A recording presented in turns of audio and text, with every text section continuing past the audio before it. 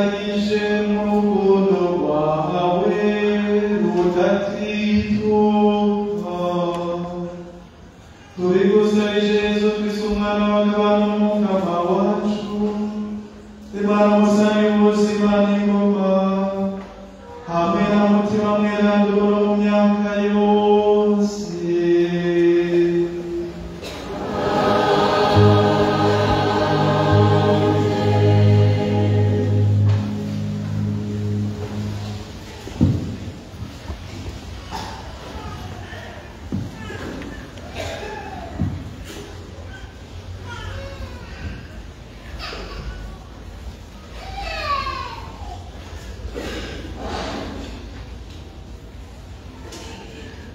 Ivyo dusoma mu gitabo ca Yobu.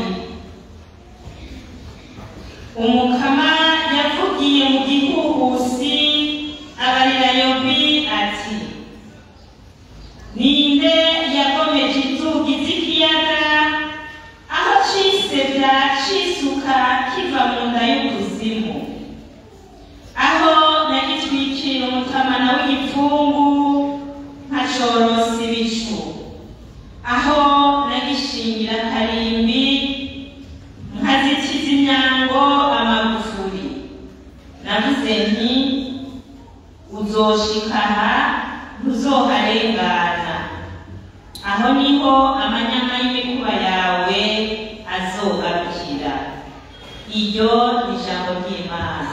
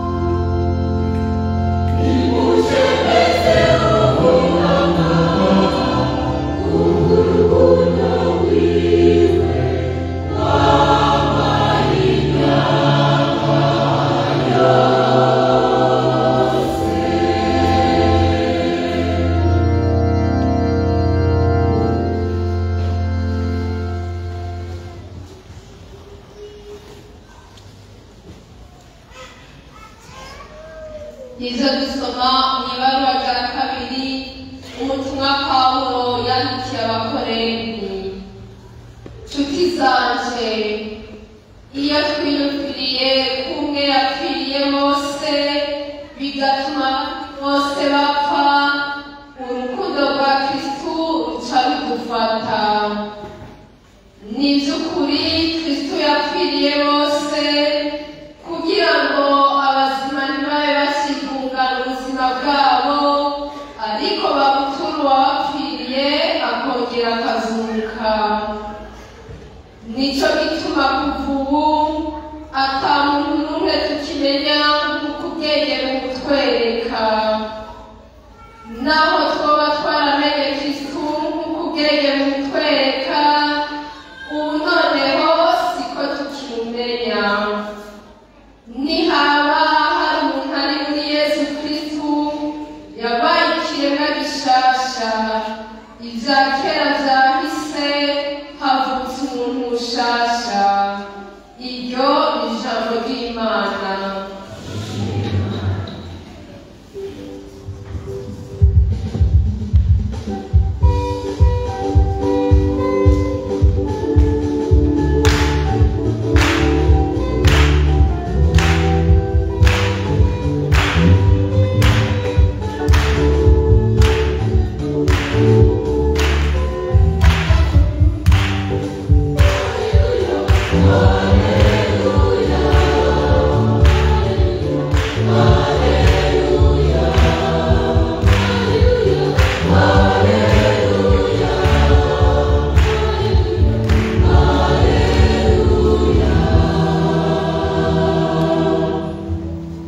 Umuhanuzi mukuru yaserutse iwacu, Imana yaramukije igihugu cayo.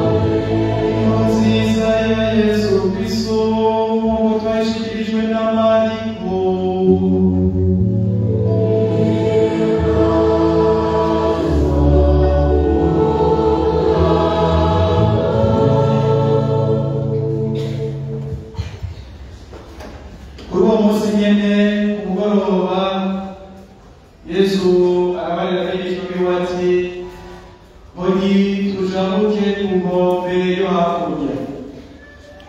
Asiga ishengero hakuno, bamujana mu bwato, kandi hariho n'ayandi mato. Haduka inkomamahanga, ibisebuzi birisuka mu bwato biri gushaka no kuzura. Yesu nawe yari yashize umusego mukondo w'ubwato asinziriye. Baramubwira rero bati, Mukama, ntubabara kubona twoca gupfana? Yikanguye arakangamira umuyaga kandi abwira ikiyaga ati, cureha, subiza hasi. Nawo umuyaga uracureha kandi aca aratekana bose. Areza babwira ati, kuki babayavuga gutyo? Muburyo bw'ukwemera. Bagira rero ubwoba bwinshi, bavugana bati, uwo muntu niyinde ko umuyaga n'ikiyaga bimugambukira. Dushemeze ijambo ry'Imana.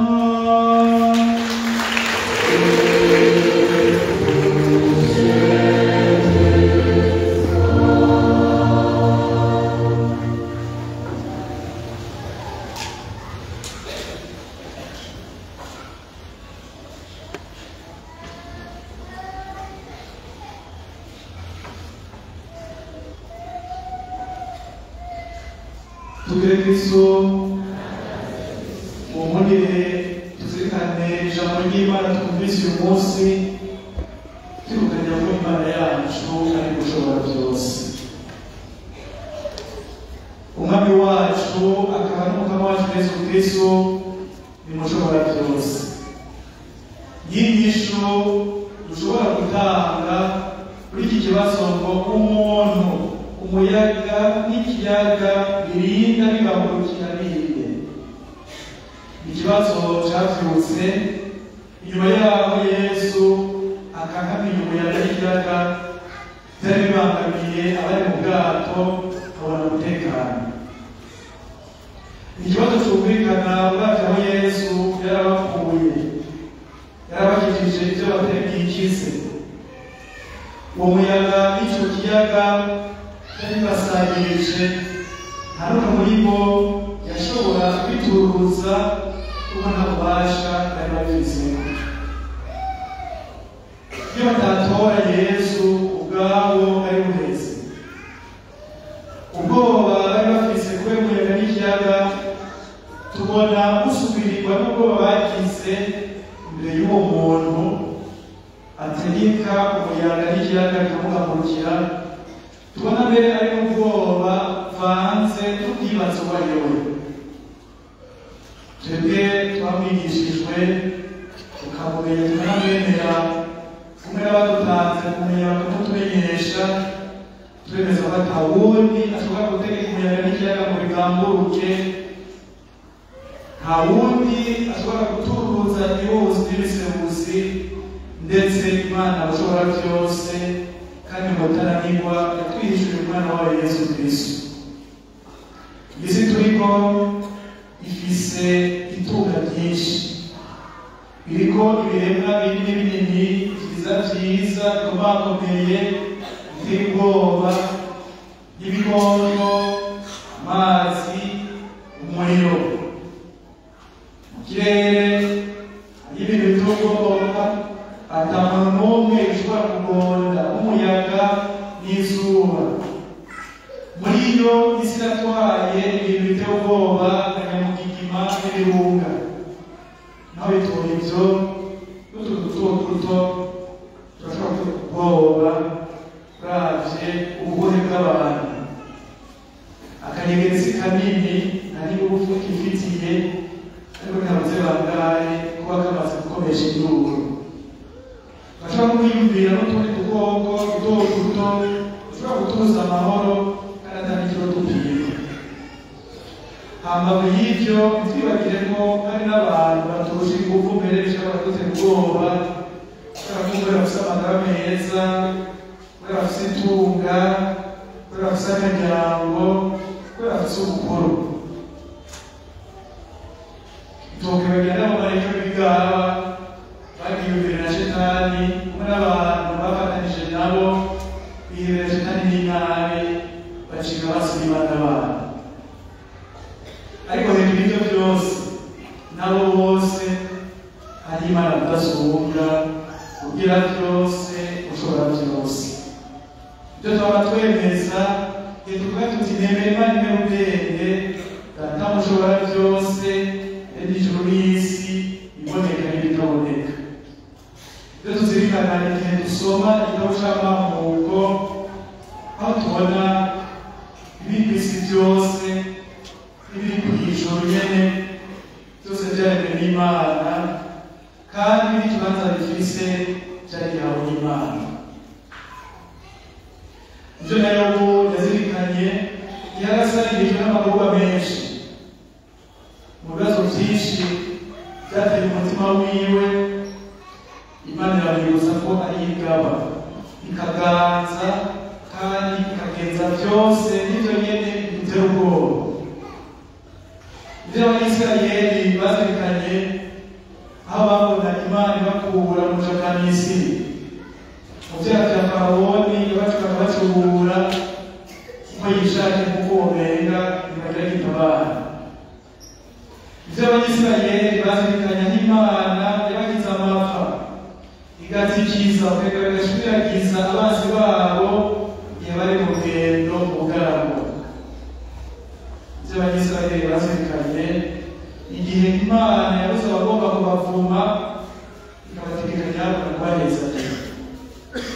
ibyo abanyisirayeli bazirikanye igihe Imana yabatabara basabijwe n'ingabo z'abami bari bakomeye cyane bateye ubwoba. Ibyo na twebwe abakristo tuzirikana twibutse ingene urukundo Imana yatweretse muri Yesu Kristo ari urukundo rukomeye rusumvye ubukomezi bw'urupfu. Urukundo rwatumye Umwana w'Imana yemera gupfa kubera twebwe kugira ngo urupfu rutsindwe rugira ijambo rya nyuma.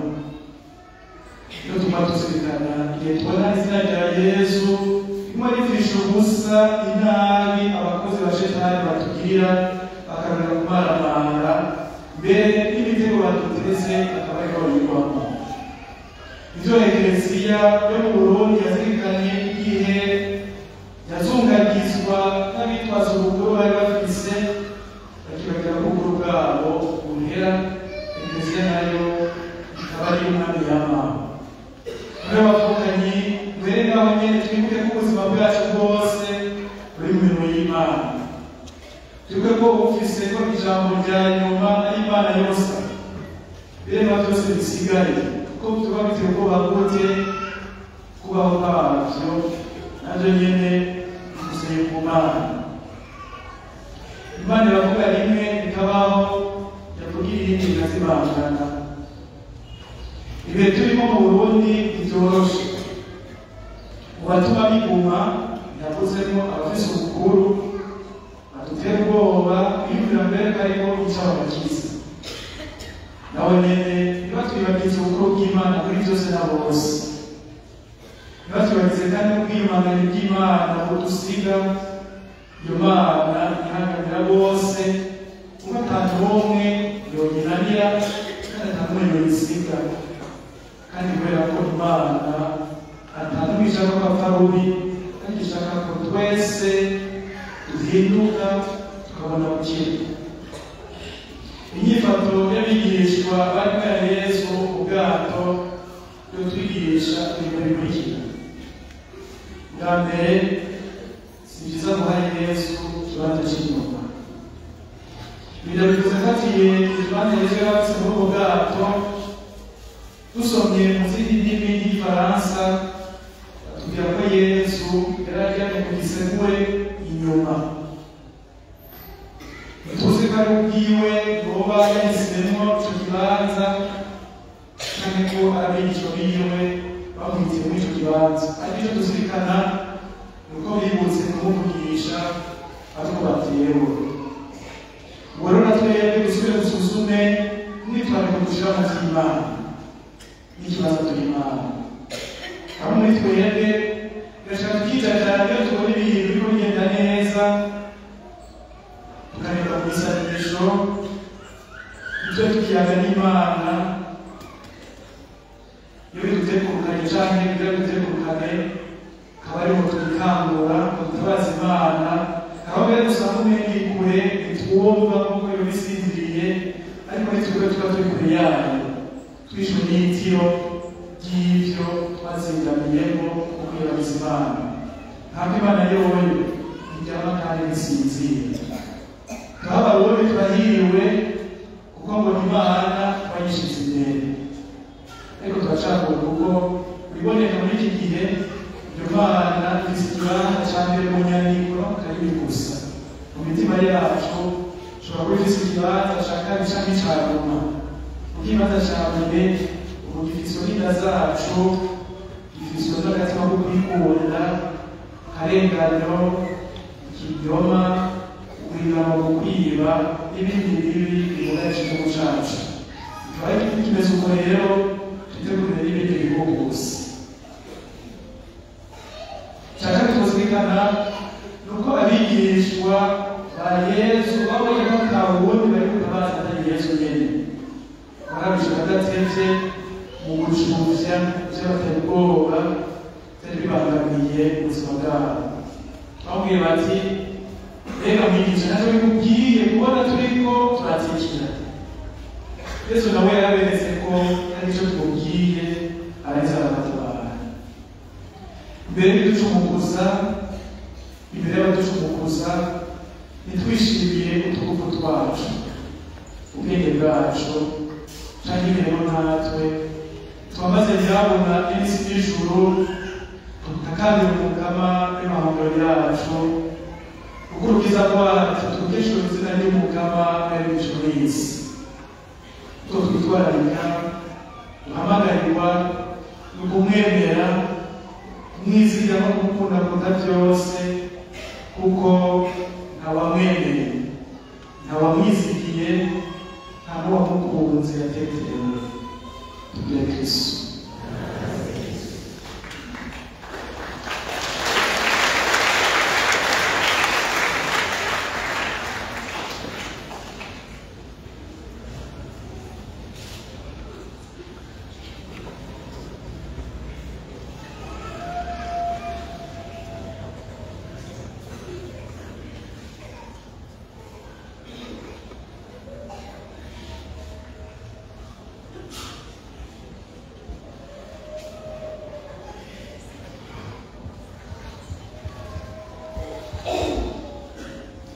Tuhaguruke tugaragaze ukwemera kwacu.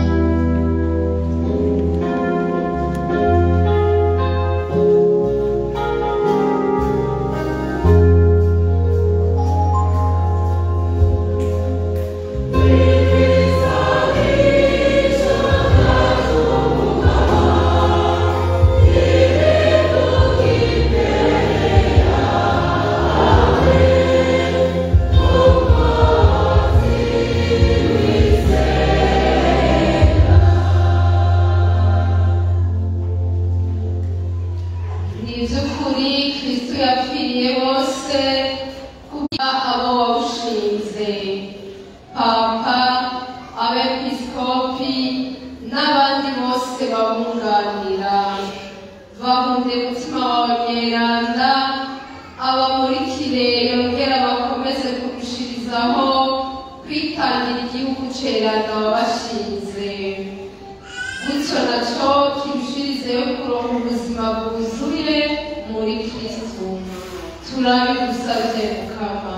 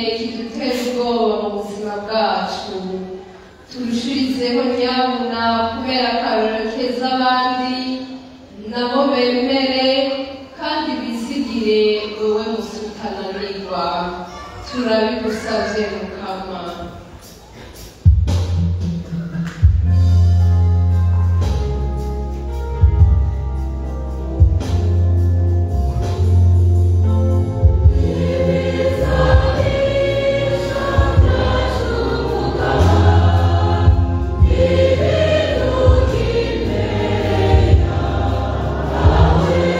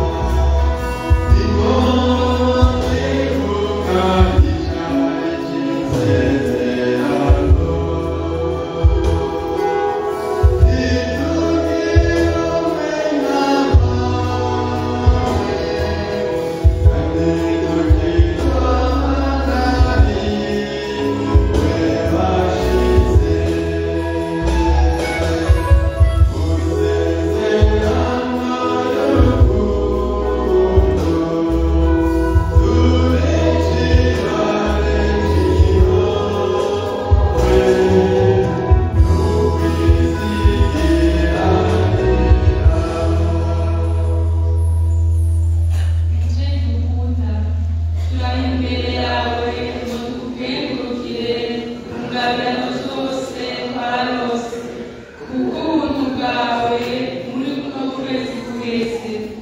Urakoze izo ngabirano ari ikimenyetso cy'urukundo rwawe, cy'urukundo rw'Imana. Tuje kubishikanira udukorwa twarambuye, ingorane zacu n'ibintunezereza, tubishikana mu isoko ryerana ry'inema mu gasengero kawe. Wakirire abashikana mu kigega cy'inema, maze urangure igikorwa cyawe nk'uko wagendeye uti ubu ushaka kunegereza abantu imitima nonewe kunyiduka, urabigishe kuba intumwa zanje zimushitse. Mawe umviriza kandi ibisabisho byacu, imyitwarariko yacu ariyo kwawe. Ugura umuvyeyi wacu, natwe tukaba abana bawe nkunda. Dusubiye kandi kwiyemeza kwifatanya nawe mu rukundo n'urukundo cyawe cyo gufasha gukaburira abantu urukundo rwacu. Mana wacu, urazi imitima yacu, turi imbere yawe n'umwizero mwinshi, dushaka kwitanga ku bwawe kubera urukundo.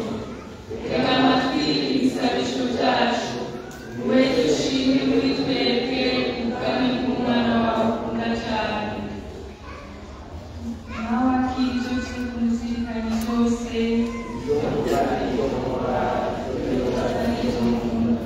ibyo ndabikoreye, ibyo nshinzwe n'ibyo mparanira, ibinezereza n'ibimbabaza, uko ndi kose n'ibyo ntuze byose. Yakire ubishyire ku isoko ryerana ry'inema, itemba riva mu gasengero iwawe, rikamara inyota abahunda shone zazi. Yereka abana bawe kwitorera urukundo rwawe, hezagira ibikorwa byacu, binazi ukatugeranga. Amen. Ewe Mariya mawe, ndakwishimanye ko rwose, kugira ngo umenye ko ndi uwawe.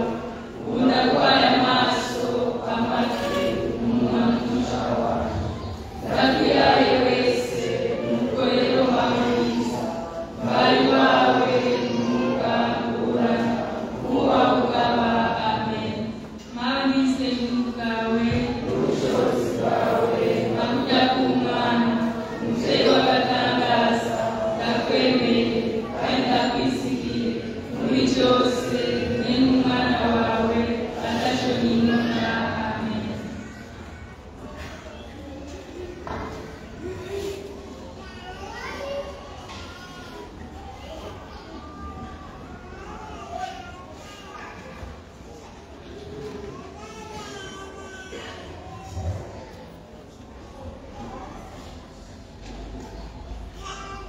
Dusabe. Mana muvyeyi kandi wamaho, uri isoko ry'ubwirana byose, ukaba isoko ry'ubuzima. Washimye kutubikira umwana wa Yesu Kristo, ubuzima bwiwe uburagiza umuvyeyi Bikira Mariya yari bakwisi. Tabaranya umvirizanisho c'abana bawe, bashimye kwishikana ko uri umuvyeyi Bikira Mariya nyene.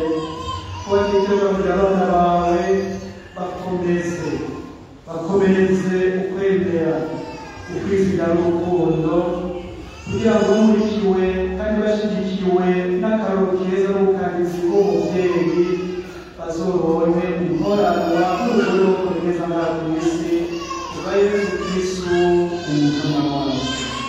Izina rya Data, rya Mwana, rya Mwana.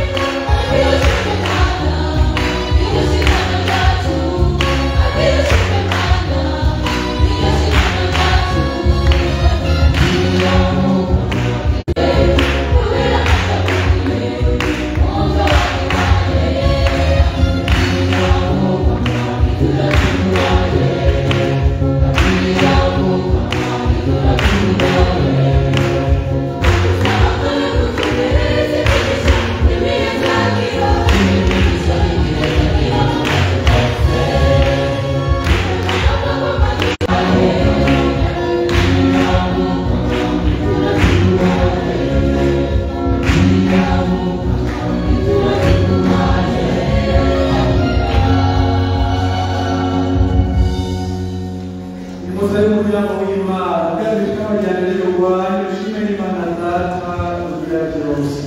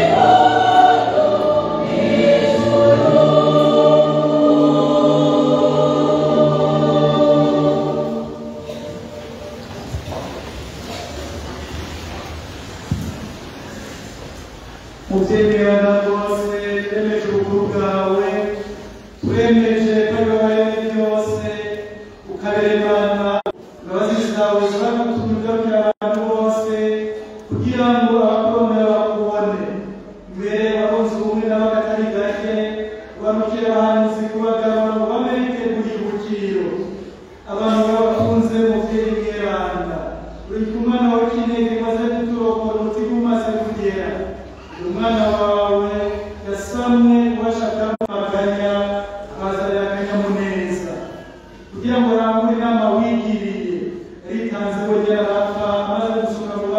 yapfuye atsinda urupfu atuzanira yacu ubuzima bushasha kugira ngo nitwe tucibungana ubuzima bwacu ariko tuba tupfira kongera akazuka yaruhikiye abakwemera ku mutima mweranda w'ingabirano yawe ya mbere bashishikariye kuba Kristo yatanguye mu bantu abakomezemo urukundo.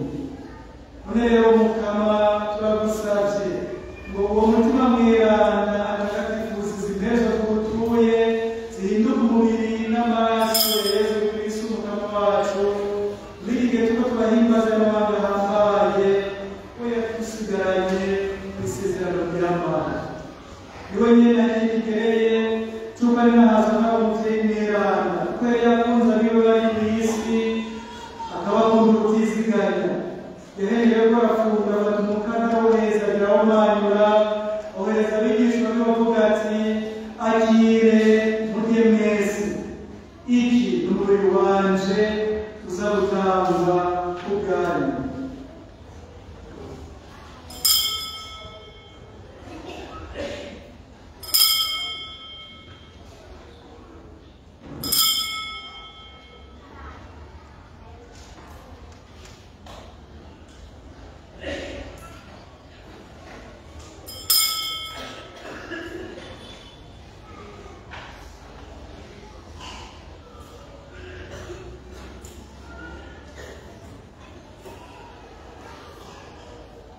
Bamaze gufungura asubira kwa kundi yakirika insiruzi y'umupira kugira ngo kugerageza abigishwa be bavuga ati akire mumwe mwese iyi ni ikarisi y'amaraso yanje amaraso y'isezerano rishasha kandi rizokwamaho aza gusezwa kandi no kubwa benshi abagize ibicumuro ibyo murabigira munyunga.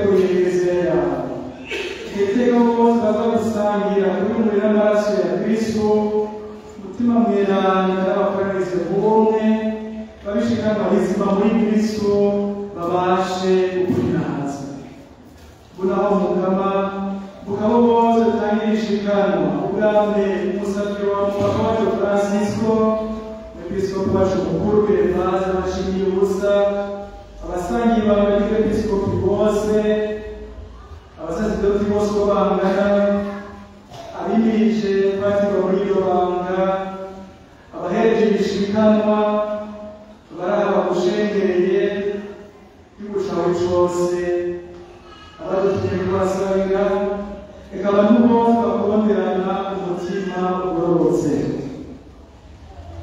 Ibuka kandi n'abapfanye amahoro ya Kristo umwana wawe cyane tukakwezi uyu munsi muze n'Imana Virginia Chiza Constance Imana n'ababitaje bose we musaza we n'ababo bagira abo twese abana bawe ufashe mu bwenge n'igomwe tubashe gushikira umuhango w'ijuru tuzobane mu kandi gahagarikira abanyina w'Imana bose tugana umukunzi wiwe n'abatuma n'aberana bose hamwe n'ibiremwa byose byakize igicumuro n'urupfu tukurira hazi bwa Yesu Kristo umukama wacu ucisha n'ibyiza byose ukwiza ku isi yose. Ubwiwe hamwe muri wenyine notegeze kandi gusengwa data mushobora byose hamwe n'umutima mweranda wongera ubinazwe mu myaka yose.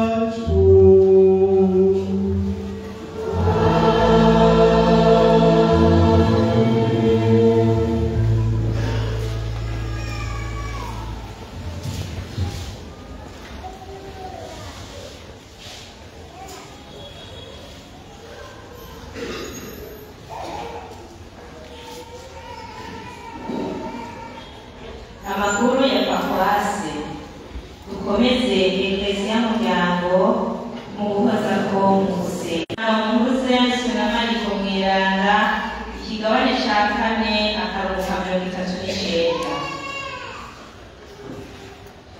Itangazo rya Diocese nkuru ya Bujumbura ryo kumenyesha abazofatirwa mw'ibanga ry'ubusaserdoti n'ubudiyakoni. Diocese nkuru ya Bujumbura yahimbawe no kumenyesha umuryango wose w'abakristu ba Diocese nkuru ko kw'igenekerezo ry'13 mu Kakaro uyu mwaka turimo hazoba urubanza rwo kwatira mw'ibanga ry'ubusaserdoti n'ubudiyakoni muri Paruwasi ya Bukeye. Diocese nkuru rero iratumiye abakristu bose gusabira abo batowe kugira ngo umukama ashishikare kubafasha kwitegurira neza iryo banga bazoba batumwa beza kandi beranga. Diocese nkuru yisunze amateka ya Eklesia ce 1023 iribukije ko uwoba azi ikintu kuri urwo rutonde cotuma umwepiskopi mukuru abangira imbere yo kumwakira ko yobimenyesha hakiri kare umwepiskopi mukuru canke pati mukuru wa Paruwasi akurikira. Abitegura fatirwa mw'ibanga ry'ubusaserdoti n'aba: Diakoni Jolis Butoyi Gahondo Paruwasi Rukwavu mwene Toma Niyonkuru na Ndayisenga Dafroze. Diakoni Alain Michel Habarugira wo muri quartier Nyakabiga kabiri Paruwasi Nyakabiga mwene Damien Ntangaje na Marie niyo yunguruza. Diakoni Jerome Mutimukeye wo mu Budehe Paruwasi Bukeye mwene Nyamandi Banyiha na Dominique Ndayishimiye. Diakoni Aimable Ndayikengurukiye w'Imurunga Paruwasi Jenda mwene Diodone Muhanza na Isidoni Ndayisaba.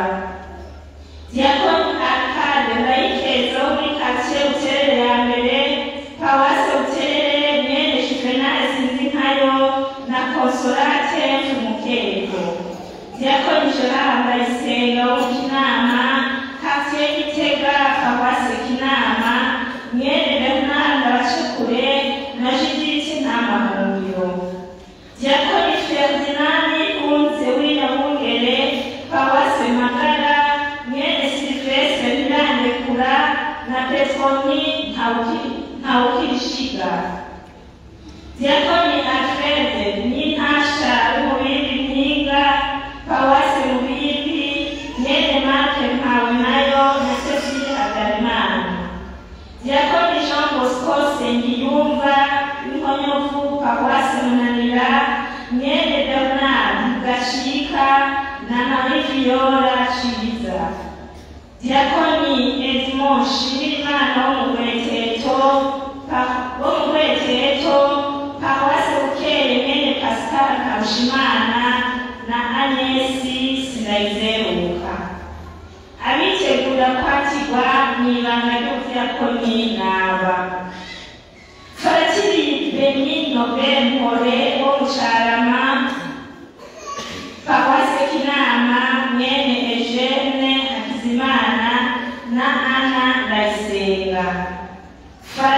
Dieudonné Ndihokubwayo Rutaganzwa, Paroisse Jenda, mwene Diomede Gahungu na Domitille Nsabimana, Fratiri Christophe Ndihokubwayo w'Urusangana, Paroisse Bukeye, mwene Zakari Habyarimana na Sylvie Manirageza, Fratiri Eric Mirinahazwe w'Ikiziba, Paroisse Mubimbi, mwene Anise Hatungimana na Karinisi Nyirantabo, Fratiri Laurent Nyiragira wo Mugera, Paroisse Butumba, mwene Marcien Nduhumusi na Anesi Baragahorana, Fratiri Jean-Marie Vianney Niyonzima w'Ijanga, Paroisse Munanira, mwene Damas aho bigejeje na Akirine na Kinyishi, Fratiri Zakari Nyangoma wo muri quartier Nyabugete, Paroisse Muziba, mwene Leopold Ndayishimiye na Devote Ntitangira, Fratiri Desire Nzohabonayo w'Icaranka, Paroisse Rushubi, mwene Novase Ndabanikire na Kapitoline Nzeyimana, Fratiri Siriyake Sindayigaya w'Icaranka, Paroisse Rushubi, mwene Cyprien Kabavuma na Gloriose Bizimana.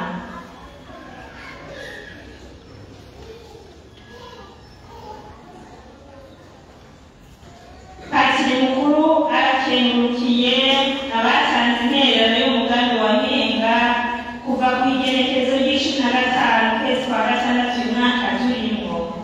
Umukristo w'umubano witiriwe Umweranda Pierre yatanze amafaranga angana n'ibihumbi 50. Umukristo w'Umusama yatanze amafaranga angana n'ibihumbi 10.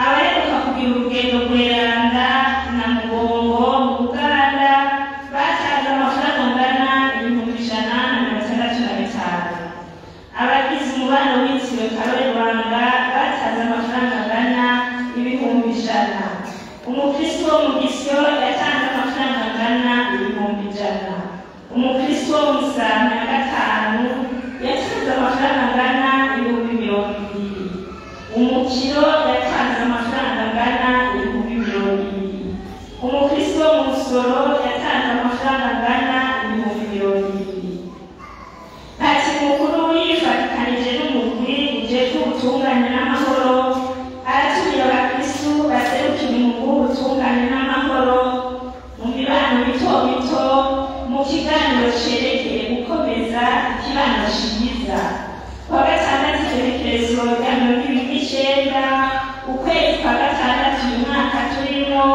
muri Petite Salle isaha 2 zo mu gitondo. Mu ntumbero yo gusozera ukwezi kwa Bibiliya, Patiri mukuru yifatikanije n'abajejwe ubutumwa bwa Bibiliya barabateguriye ireresi y'inyigisho nkomeza kwemera kwa gatandatu igenekerezo rya 29 ukwezi kwa gatandatu uyu mwaka turimo isaha 11 muri Kansare. Kuri Imana naho igenekerezo rya 30 ukwezi kwa gatandatu uyu mwaka turimo mu misa ya 4 niho tuzosozera ukwezi kwa Bibiliya. Imisa ikazotangwa n'urugendo ku munsi wa gatandatu uza igenekerezo rya 29 ukwezi kwa gatandatu uyu mwaka turimo tuzohimbaza umunsi mukuru wa Petero na Paulo Beranda bakaba ari abavunyi b'abamenyeshamana. Tubashikikiza igisabisho kuri uyo munsi kandi tuzotanga ituro ryo gushigikira ubutumwa bwa Papa umusubirizi wa Petero Mweranda. Tuvyigorere. Ubutumire Musane wa komine Muha mu gisagara ca Bujumbura afatikanije n'ishirahamwe International Christian Ministry mu gisagara cayo ca Global Leadership Summit basanzwe bigisha ivyigwa vy'uburongozi ku ndongozi ari n'iteka n'ishobora ntangere vyo gutumira mu nama nkarishabwenge itegekanijwe ku munsi wa kabiri igenekerezo rya 25 ukwezi kwa gatatu mu nyubako y'amanama ya paruwase Kanyosha kuva igihe cy'isaha 2 zo mu gitondo gushika isaha 2. Hatumiwe iyi migwi y'abantu bakurikira: abagize inama mpanuzwajambo ya komine bose, abakozi ba komine, abakuru b'amazone bose, abatowe ku mitumba, abahuza ku mitumba, abaserukira abategetsi muri komine no ku mitumba, abaserukira urwaruka muri komine no ku mitumba, abari mu makomite atandukanye ku mitumba no muri komine, abagize amakomite yasanzwe, umuyobozi w'indero muri komine, abayobozi b'amashuri yose, abajejwe amavuriro, urwego rwo kwivuna abansi rukorera muri komine, komiseri ajejwe igipolisi muri komine, n'abakuru b'amapozisiyo, abaserukira imigambi yemewe n'amategeko muri komine, abaserukira amadini n'amashengero muri komine, abarongoye amashirahamwe atandukanye. Uwo wese afite icyo ajejwe yiteka Imana yamuhaye. Kubera yuko ibizohavugirwa ari ingirakamaro mu mirimo yanyu ya misi yose, musabwe kuyitaba mugashika ku gihe ntihagire ibizobacika. Murakoze. Musanteri wa komine Muha, Ndayisenga Devote. Abitegurira kubaka Rugiso: Faustin Hakizimana mwene Laurent Hakizimana na Virginie Muzwenimana w'uri Saint Michel azokubaka na Rose Ndayishimiye mwene Bigwana n'impagaritse na Ana Gashungo mu Ngobora. Aloyse Ndayiragije mwene Bahemiyake na Hezazini abandi bo mu Kironge azokubakana na Kora Banihishako mwene Gaspar Bazitwabo na Pelagie Habimana w'Inyangwa. Toma Bigirimana mwene Nzopfa Barushe na Ndayisaba wo Mugamba azokubakana Janiro Niyonkuru mwene Sinzikayo na Nimpagaritse wo mu Gisyo. Maziniye Nshimirimana mwene Michel Basaba Kwinshi na Leonie Ahombaye Buhonga azokubakana na Micheline Nahimana mwene Naho Zakari Moise Bigirimana na Victoria Jimana Buhonga. Jafet Nibizi mwene Augustin Namikevyo na Karini Ndayisaba w'Umutumba azokubakana na Clementine Rukundo mwene Batumba nayo na Kanyange wo mu Rutana. Mathieu Muteguza mwene Terence Mutumba ku na Veronique Ndenzako Mathieu Mathiazo azokubakana Florence Ninahazo mwene Gabriel ni mu Magara na Agnes Zanimana wo mu Rumeza. Ezekiel Hakizimana mwene Leonce Nzotuma na Berthe na y'Uburundi Ruhonga azokubakana na Melissa Nkeshimana mwene Michel barakunaguza na Pascaline Vukabana nta Ruhonga. Yves Nshimirimana mwene Sylvestre Ntungwa nayo na Melanie Ngeragere hanze na Martin Ninahazo Musama. Blaise Irakoze mwene Melchior Gahimbi na Esperance Kankindwi Nyarusange azokubakana Aline Uwizera mwene Edouard Niyongeso na Steph Caritas Hashazinyange w'Igisozi. Audace Zanimana mwene Sylvain Simbare na Marguerite Sinduhije wo mu Rumeza azokubakana Delight Kabura mwene Mark Ndikumana na Veronique Nihabose wo mu Kigugu. Sylvain Ntakarutimana mwene Juvenal Bimana na Julie Ndabacekure wo mu Kibungere azokubakana Vumilia Ndarikengurukiye mwene Isidore Masabo na Fabiola Nkeshimana w'Umutumba. Menya neza uwomenya ico tumubuge n'udahezagirwa yobimenyesha Patiri Mukuru hakiri kare. Abazotegura ingoro y'Imana hamwe n'inyubako za paruwasi Sacré-Cœur de Jésus, Scout Rebelle